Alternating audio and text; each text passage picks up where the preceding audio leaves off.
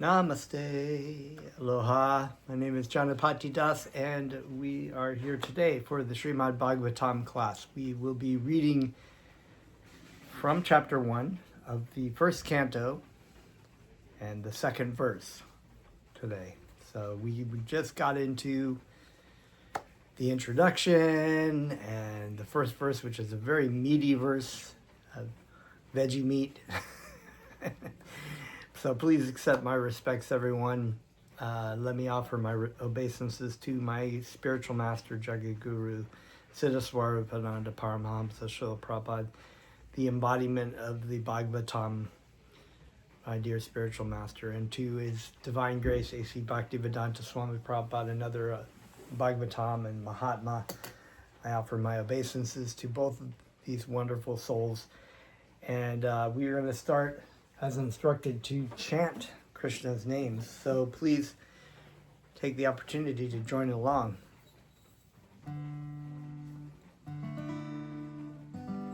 Check if my guitar is tuned.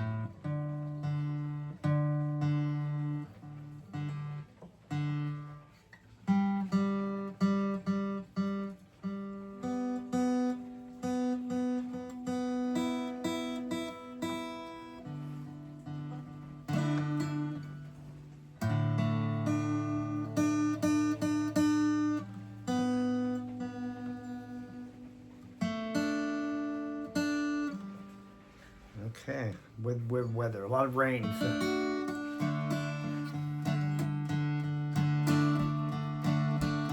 Namo Siddha Swarupananda Paramahamsa.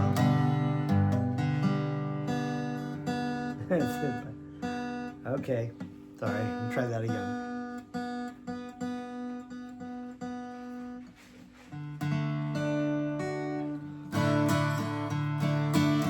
Namo Siddha Swarupananda Paramahamsa Namine Gorakana Swarupaya Radha Krishna Jai Namo Siddha Swarupananda Paramahamsa Namine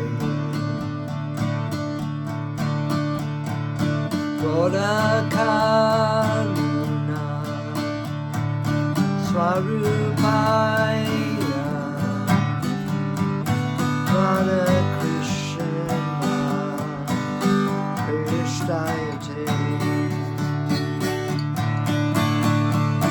Bhajan Krishna Chaitanya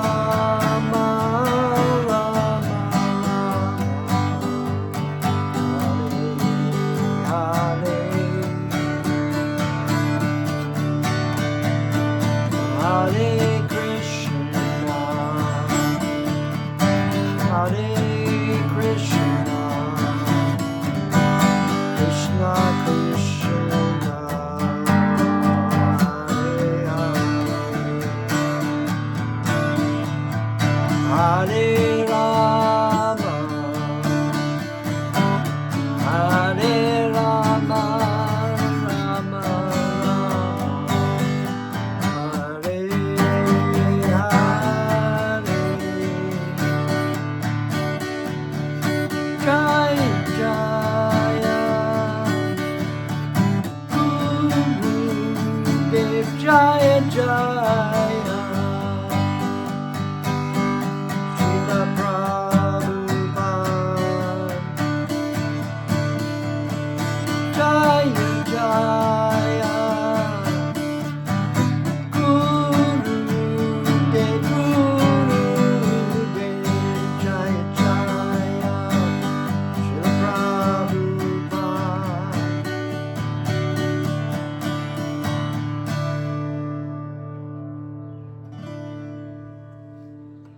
Haribol. Okay, so very exciting. We are going to continue reading through the Srimad Bhagavatam. The Srimad Bhagavatam is unlimited and inexhaustible because Krishna is inexhaustible. And really, to try to summarize even a verse, just especially a verse such as this first one, I want to read this first verse because all other verses are encompassed in this verse. There's so many wonderful things in here, and we're reminding you that the prayers by Lord Chaitanya are at the end of the introduction of the Srimad Bhagavatam intro. One should meditate upon these prayers every day. I'm going to read through the first text again just before I go on to the second. O my Lord Sri Krishna, son of Vasudeva, all-pervading personality of Godhead, I offer my respectful obeisances unto you. I meditate upon Lord Sri Krishna because he is the absolute truth and the primeval cause of all causes of the creation, sustenance, and destruction of the manifested universes. He is directly and indirectly conscious of all manifestations, and he is independent because there is no other cause beyond him. It is he only who first imparted the Vedic knowledge unto the heart of Brahmaji, the original living being. By him, even the great sages and demigods are placed into illusion, as one is bewildered by the illusory representation of water seen in fire or land seen on water. Only because of him do the material universes temporarily manifested by the reactions of the three modes of nature appear factual, although they are unreal. I therefore meditate upon him, Lord Sri Krishna, who is eternally existent in the transcendental abode, which is forever free from the illusory representation of the material world. I meditate upon him, for he is the absolute truth. So a window into the essence of the Srimad Bhagavatam, or the pastimes of Sri Krishna. Krishna is the source of all his multifarious energies, but he is aloof from them as well. Text 2. Dharmam prajita. I'm sorry, these glasses are kind of bad. Kaitava traparama nirmam sharanam satam vedam vashtavam atra vashtu. I think I'm going to actually find my other pair of glasses because these glasses are not strong enough. So, chant.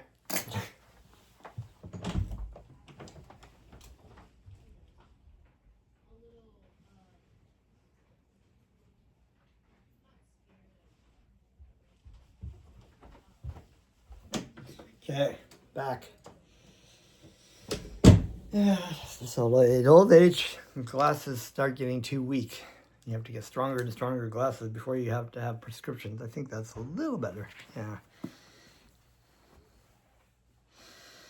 Okay, so Shivanam Tapa Trayon Mulanam Srimad Bhagavate Mahamuni Krite Krim Vai Parar Ishvaraha Shado Hiridi Avarudyate Tra Kriti Bihi Shuru Shubish Tat Kashanat. Translation. word for word. Dharmana, religiosity.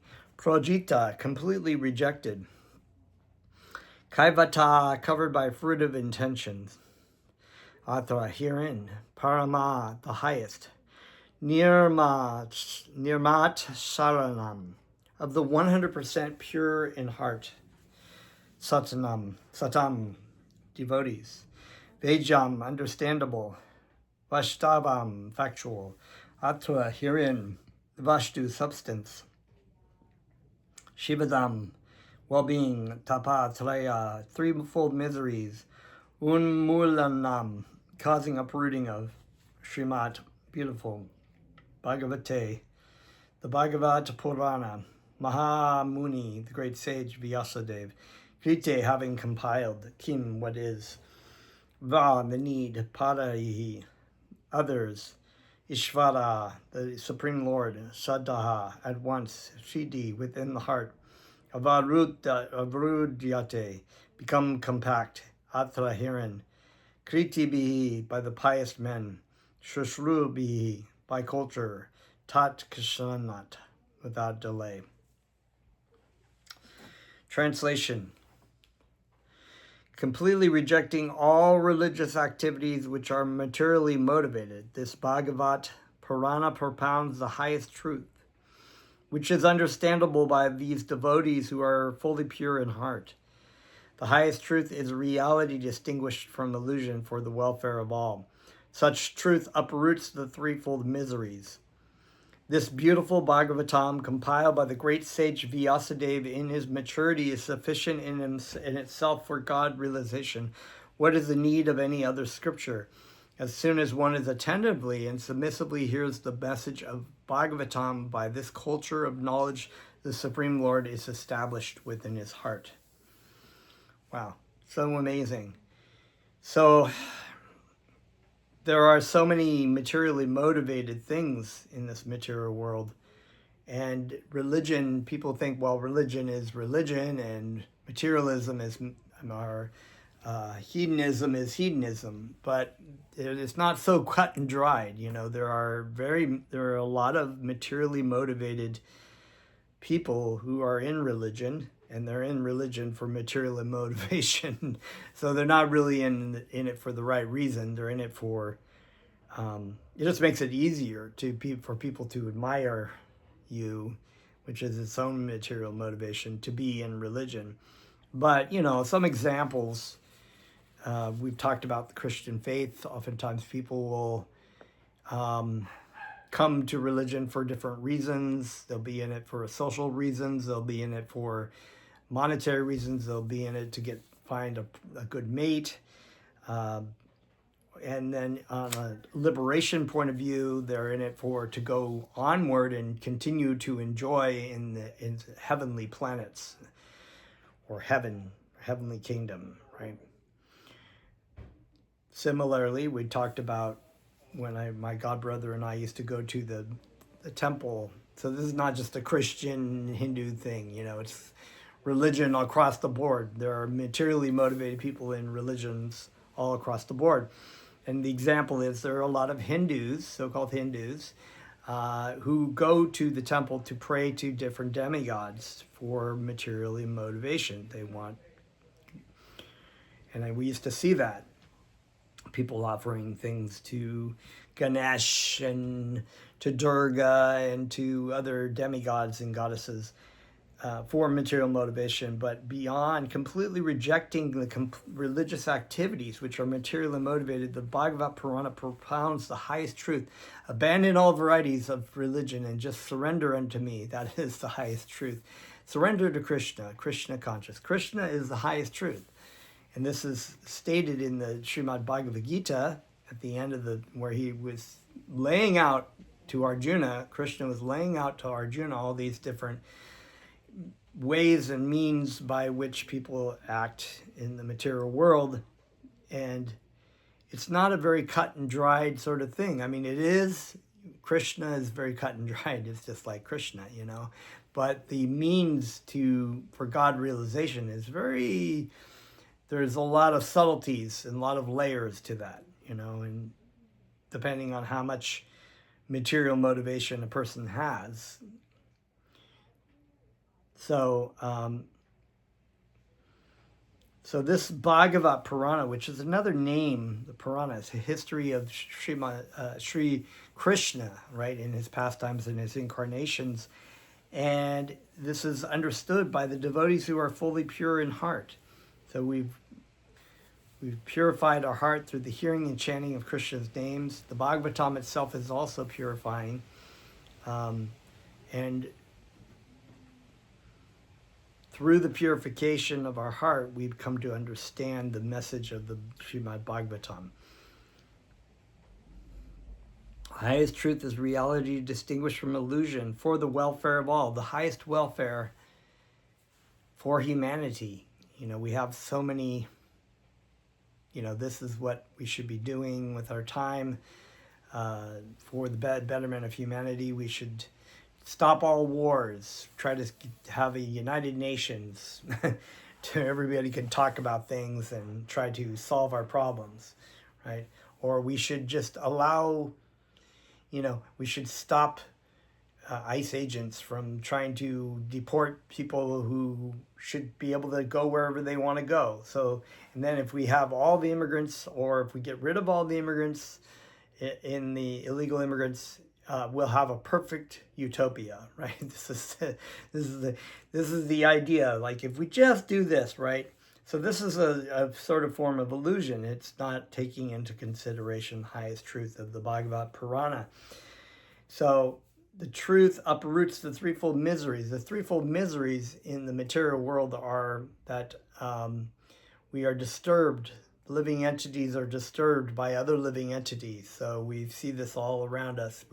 We're bugged from everything from little biting ants and mosquitoes to dogs barking to humans who cause us problems at work, somebody who cuts us off on the freeway. We're disturbed by other living entities. That's one. The other one is we're disturbed by natural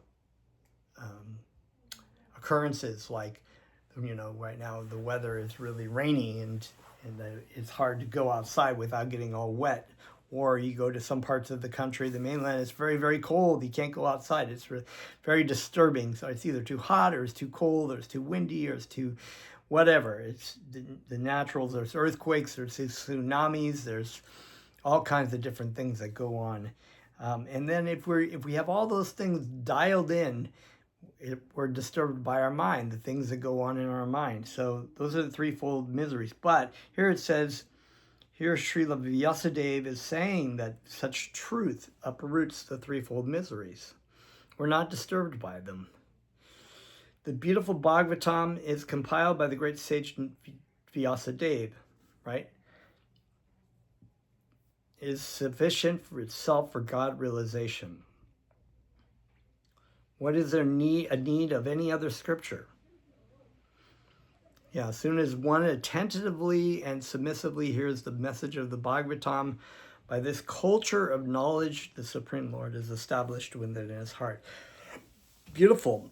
And I love this idea of this culture. When you make a culture, you have like a bacteria in a yogurt, right? So the culture, an idea of culture is, which the word cult comes from, is a group of people who think the same way, who are thinking, following the same path, I should say, not think the same way, but following in the same path, hearing the message of the Bhagavatam and cultivating the knowledge within their heart and sharing that knowledge. This is the ultimate culture of knowledge. In fact, Lord Krishna calls it the king of all knowledge, the secret of all secrets, the king of religion. These are words that have been expressed by Sri Krishna himself. So reading from Bhaktivedanta's purport, this is a really wonderful verse, another one that's worth meditating upon. Religion includes 4 primary subjects, namely pious activities, economic development, satisfaction of the senses, and finally liberation from material bondage. Irreligious life is a barbarous condition. Indeed, human life begins when religion begins. So there is a push by modern societies to, in more developed countries sometimes, or even, other countries like communist countries, to remove religion, because people do, there are these examples of materially motivated people who do things in religion. Yes, it's true. There are people who do terrible things under the guise of religion, but that's not the fault of religion. That's the fault of a materially conditioned living entity acting according, it's very intoxicating. I mean, I always said, in some ways you have to give it credit to atheists, because at least they're honest about their beliefs. They don't believe in God, whatever. That's just what they do. But then when you have people who are saying that they believe in God and they believe in its tenets, but doing the opposite, doing the most heinous crimes in the name of religion, this is true, okay? But a society here at Bhaktivedanta says that irreligious life is a barbarous condition. It's true. They try to remove religion from, and you just get more and more hedonism, more and more selfishness, more and more evil that goes on. Eating, sleeping, fearing, and mating are the 4 principles of animal life. So people acting like animals because they're not acting upon that extra condition of a human, which is to inquire about the absolute truth. These are both common both to animals and to human beings. So we have these conditions of eating, sleeping, mating, and defending, but we also have the 5th condition as well that animals don't have. Without religion, but religion is the extra function of the human being. Without religion, human life is no better than animal life. Therefore, in human societies, there is some form of religion which aims at self-realization and which makes reference to man's eternal relationship with God. And one thing to say about animals is that, generally speaking, they regulate themselves because they have to do it in survival. Humans don't regulate themselves. They just go gung wild with their animal propensities. In the lower stages of human civilization, there is always competition to lord it over the material nature, or in other words, there is a continuous rivalry to satisfy the senses. Driven by such consciousness, man turns to religion. He thus performs pious activities or religious functions in order to gain something material. But if such material gains are obtainable in other ways, then so-called religion is neglected. This is true. When you have very great crises like 9/11 or COVID or whatnot, people want to go into church and pray, and because they're very fearful. They want to pray to God for protection, which is good. But then when they get a little bit of money or they get their situation, they're just like, I don't need to go to church anymore. God gave me what what I wanted to do already, which is more materialism. Without religion, human life is no better than animal life. Therefore, in human societies, there is some form of religion which aims at self-realization and which makes reference to man's eternal relationship with God. It's true. So, I already read that next part. Driven by such consciousness, I'll just read this again. In the lower stages of human civilization, there is always competition to lord it over material nature. In other words, there is a continuous rivalry to satisfy senses. Driven by such consciousness, man turns to religion. He thus performs pious activities or religious functions in order to gain something material. But if such material gains are obtainable in other ways, then so-called religion is neglected. This is the situation in modern civilization. Man is thriving economically, so at present he is not very interested in religion. Churches, mosques, or temples are now practically vacant. Men are more interested in factories, shops, and cinemas than in religious places that were erected by their forefathers. This practically proves that religion is performed for some economic gains. Yeah, because it would interesting thing that I learned from, I don't know if maybe it was Joseph Campbell or somebody like that. who said that, in society, the highest buildings in your community would be the most important factors in your, maybe that was Acharya Das, I heard it from actually. And it used to be that the churches were the highest points, or the mosques or whatever, they were the highest points in the community. And so therefore religion was the most important thing. But nowadays, what's the most highest? The buildings of economic, the banks and the, companies that have skyscrapers where their companies run. So the money is the god of society now, even bigger than religion. But if the material gains, okay, this is all right. This practically proves that religion is performed for some economic gains. Economic gains are needed for sense gratification. Often when one is baffled in the pursuit of sense gratification, he takes to salvation and tries to become one with the Supreme Lord. Consequently, all these states are simply different types of sense gratification. In the Vedas, the above mentioned 4 activities are prescribed in the regulative way so that there will not be any undue competition for sense gratification. But Srimad Bhagavatam is transcendental to all these sense gratificatory activities. It is purely transcendental literature which can be understood only by the pure devotees of the Lord who are transcendental to competitive sense gratification. In the material world, there is a keen competition between animal and animal, man and man, and community, nation and nation. But the devotee of the Lord rise above such competitions. They do not compete with the materialists because they are on the path back to Godhead where life is eternal and blissful. Such transcendentalists are non-envious, pure in heart. In the material world, everyone is envious of everyone else, and therefore there is competition. This is so true. It's like, and people are so engaged in this competition. I'm a Republican, I'm a Democrat, I'm for these things, I'm for those things, I'm black, I'm white, I'm from this religion, I'm from that religion, I'm from this economic status, I'm from that economic status. And, we're the right side, so people spend a lot of time trying to, say their point, I guess. But the transcendentalist devotees of the Lord are not only free from material envy, but are well-wishers to everyone, and they strive to establish a competitionless society with God in the center. So it's really true. The devotee of Krishna wants to share what he's been given by his spiritual master with the whole world.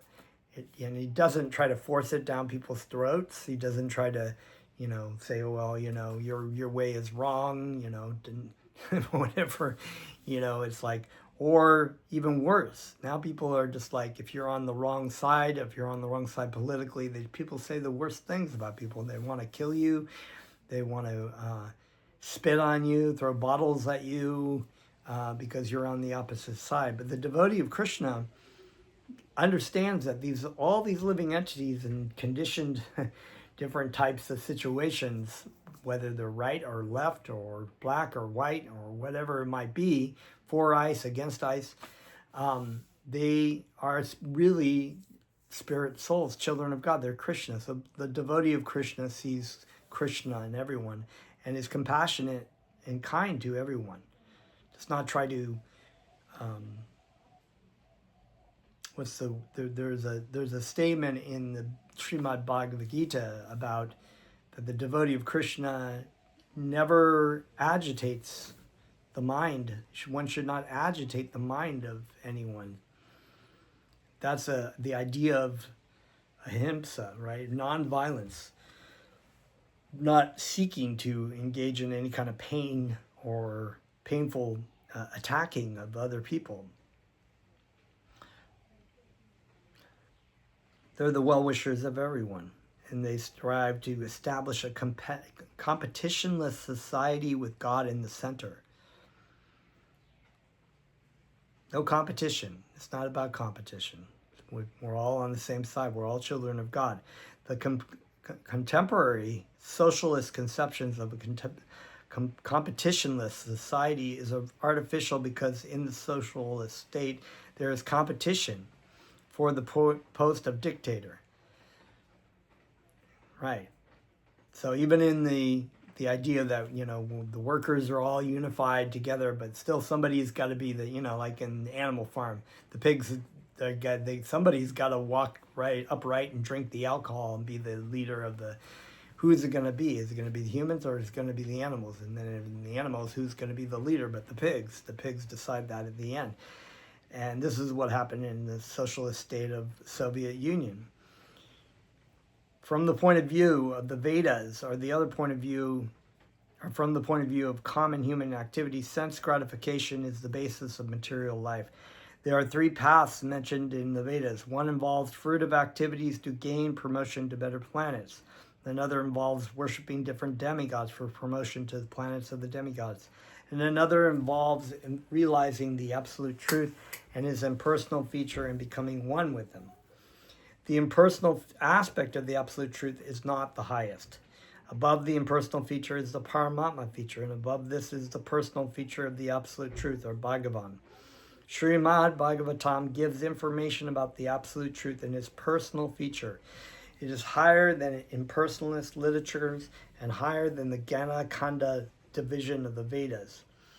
It is even higher than the Karma Kanda division, and even higher than the Upasana Kanda division, because it recommends the worship of the Supreme Personality of Godhead, Lord Sri Krishna. In the Karma Kanda, there is competition to reach heavenly planets for better sense gratification. And there is similar competition in the Jnana Kanda and the Upasana Kanda. The Srimad Bhagavatam is superior to all of these because it aims at the supreme truth, which is the substance or root of all categories. From Srimad Bhagavatam, one could come to know the substance as well as the categories. The substance is the absolute truth, the Supreme Lord, and all emanations are relative forms of energy. And they are, as in the Sri Ishopanishad, the emanations, they're complete units. So Krishna is a complete unit, and from him all emanations are complete in themselves. They serve their purpose, and they serve it perfectly according to what they need to do. So it's a very important point, because the argument comes around all the time that why did God not create a perfect world? God created a perfect world for us to be completely frustrated to see that this is not our home. So it serves its purpose. That's what it's supposed to do. It's not supposed to be Krishna Loka.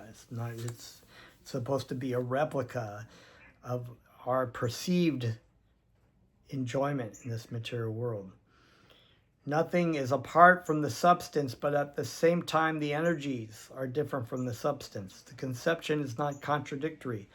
Srimad Bhagavatam explicitly promulgates the simultaneously one and different philosophy in the Vedanta Sutra, which begins with the Janmati Asha Sutra, which I think was in the first verse. Just double check that. Yeah, Janmati Ashayato, which is a translation meaning the creation, sustenance, and destruction of the manifested universes, from whom Krishna, in other words, Krishna is the source of all the creation, sustenance, and destruction of the material universes. This knowledge that the energy of the Lord is simultaneously one with and different from the Lord is an answer to the mental speculators attempted to establish the energy as the absolute. When this knowledge is factually understood, one sees the conceptions of monism and dualism to be imperfect. Development of this transcendental consciousness, grounded in the conception of simultaneously one and different, leads one immediately to the stage of freedom from the threefold miseries. The threefold miseries are, and we read about this before, we talked about it. 1, those miseries which arise from the mind and body. 2, those miseries afflicted by other living beings. And 3, those miseries arising from natural catastrophes over which one has no control. You don't have control over the tsunami. You're just like standing on the beach and all of a sudden all the water goes away and you're just like looking at a tidal wave coming towards you and you're like, what can you do? You try to run away, try to get out of the way as fast as you can, or you grab as much fish and just like, whatever, I'm going to get drowned here. So yeah, a lot of these things you can't control. Hurricanes, weather, you can't change the weather. It's going to be what it is. Srimad Bhagavatam begins with the surrender of the devotee into the absolute person. The devotee is fully aware that he is one with the absolute and at the same time in the eternal position of servant to the absolute. In the material conception, one falsely thinks himself the Lord of all he surveys, and therefore he is always troubled by the threefold miseries of life. And we think we're the, it's like the funny story of Woody Allen and Annie Hall. If you ever seen that movie, they have Maharishi in this, the character Maharishi in there, and the lady's all, oh, he's God. He's God. He's so wonderful. He's God. And Woody Allen's like, oh, here comes God coming out of the bathroom, and you see Maharishi kind of adjusting his robes. And so it's ridiculous to say that, when you get these impersonalists who think that they are the all in all, and they can't, they're affected by, they can't control their own disciples from doing things that make them mad. They can't control the mosquitoes, and they can't, if there's bad weather, there's nothing they can do. They can learn little mystical tricks to make things appear out of their hand or shock people or whatever, but that's about it. They don't have the power of the Supreme Personality of Godhead with them. Devotee.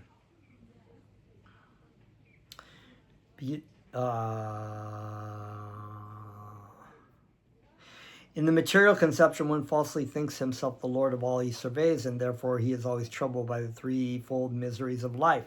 But as soon as one comes to know his real position as transcendental servant, he at once becomes free from all miseries. As long as the living entity is trying to master material nature, there is no possibility of his becoming servant of the Supreme.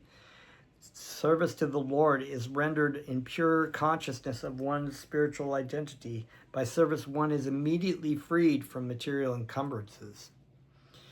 Over and above this, Srimad Bhagavatam is a personal commentation on the Vedanta Sutra by Sri Vyasadeva. It was written in the maturity of his spiritual life through the mercy of Narada. Sri Vyasadeva is the authorized incarnation of Narayan, the personality of Godhead. Therefore, there is no question as to his authority. He is the author of all other Vedic literatures, yet he recommends the study of the Srimad Bhagavatam above all others. In other Puranas, there are different methods set forth by which one can worship the demigods, but in the Bhagavatam, only the Supreme Lord is mentioned. The Supreme Lord is the total body, and the demigods are the different parts of that body. Consequently, by worshiping the Supreme Lord, one does not need to worship the demigods. The Supreme Lord becomes fixed in the heart of the devotee immediately. Lord Chaitanya Mahaprabhu, who has recommended the Srimad Bhagavatam as a spotless Purana and distinguishes it from all other Puranas.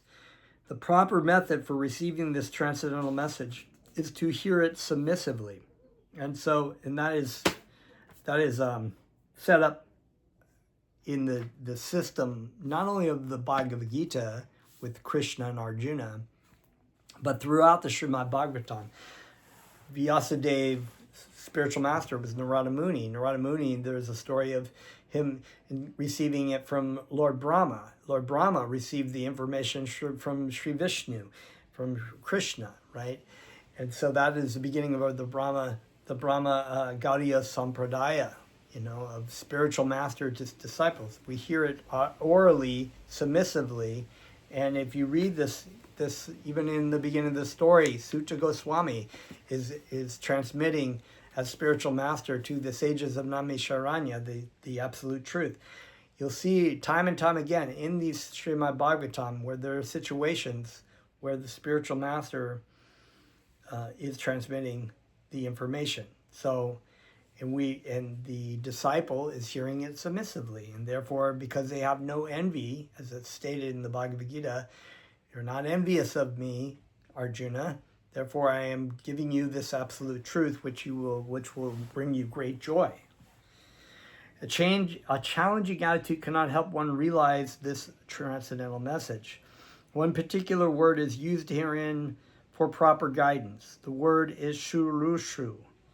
One must be anxious to hear this transcendental message. The desire to sincerely hear is the first qualification. And so this idea of challenging the spiritual master, what has to be understood is it's not a bad thing when you come into spiritual life to receive, to have questions and to submissively present those and listen to what, because it's important to, you don't want to just willy-nilly just jump in and support somebody or give your life to somebody you haven't really heard about, and it's sat in your heart, and it's you've double checked it and meditated upon it and whatnot. But there are situations, and I've seen them many times, people come in because they don't want to learn something, they want people to listen to them. And so I've had many situations where I've been to gatherings of one thing or another at different centers, and somebody will show up and they'll be looking kind of like guru-like, and they want to come out and they'll start talking to people and start teaching people, or they're listening to the disciple who's giving information, they'll start challenging them, not in a humble state of mind of really wanting to know, but basically of wanting to. And usually it's, if they want to start their own kind of center, they can go do that. But this is a place where, and so, we try to not really have a situation where there's so much back and forth banter if nobody is really interested. One must be anxious to hear this transcendental message. The desire to sincerely hear is the first qualification. So it's important. It's good if you really want to know what the absolute truth is, and you just don't know, and you're listening, and you're meditating upon that, and it's answering that aching in your heart. Krishna will, if you're saying, "Dear Lord, dear God, please help me come to know the absolute truth," and that makes sense, If Krishna will come and give you, as I said, God gives you Guru and Guru gives you God. So I had a very similar prayer when I started chanting, and I prayed to God that please to let me know if what I was doing was the right thing, if this was the thing I should be doing, and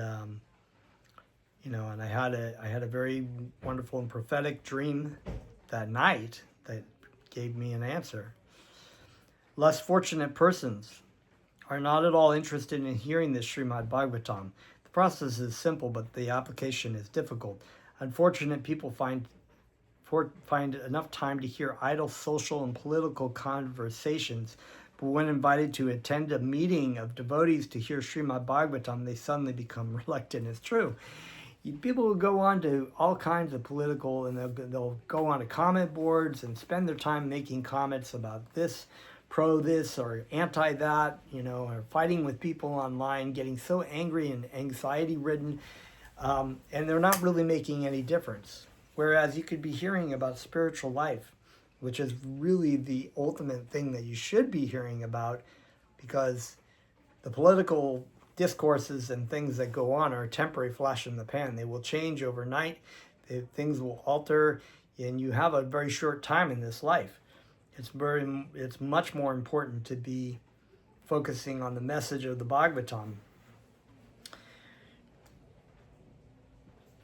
When invited, yes, they don't become reluctant. They'll go when they want to go to the pub and talk about. I mean, it's crazy. I mean, people want to just talk about the craziest things. Like, I was in a store and there were two ladies discussing about like good coffee, like, whether McDonald's had better coffee than Wendy's. And I was like, what the fuck? Like, it was like, who gives a shit, like, about coffee. I'm sorry, I don't mean to be judgmental or whatever, but that's what I'm talking about. It's like, it's kind of like, you're like wasting your life to talking about things as trivial as like whether this fast food place has good coffee and that other place doesn't have good coffee. But they become reluctant. They don't want to hear about it. They don't want to go deep. That's what my spiritual master would always say. That you just don't, there are people who are afraid to go deep in their spiritual life. They'd rather just skim on the surface because they're afraid to go deep. Sometimes professional readers of the Bhagavatam immediately plunge into the confidential topics of the pastimes of the Supreme Lord, which they seemingly interpret as sex literature. Srimad Bhagavatam is meant to be heard from the beginning. Those who are fit to assimilate this work are mentioned in this shloka. One becomes qualified to hear Srimad Bhagavatam after many pious deeds. The intelligent person with thoughtful discretion can be assured by the great sage Vyasadeva that he can realize the Supreme Personality directly by hearing Srimad Bhagavatam. Without undergoing the different stages of realization set forth in the Vedas, one can be lifted immediately to the position of Paramahamsa simply by agreeing to receive this message. That's really amazing. My spiritual master is Paramahamsa. So I think we're gonna, these first few verses have a lot, kind of relatively long purports. So I'm gonna just end it there, and we'll pick it up next time. Namaste.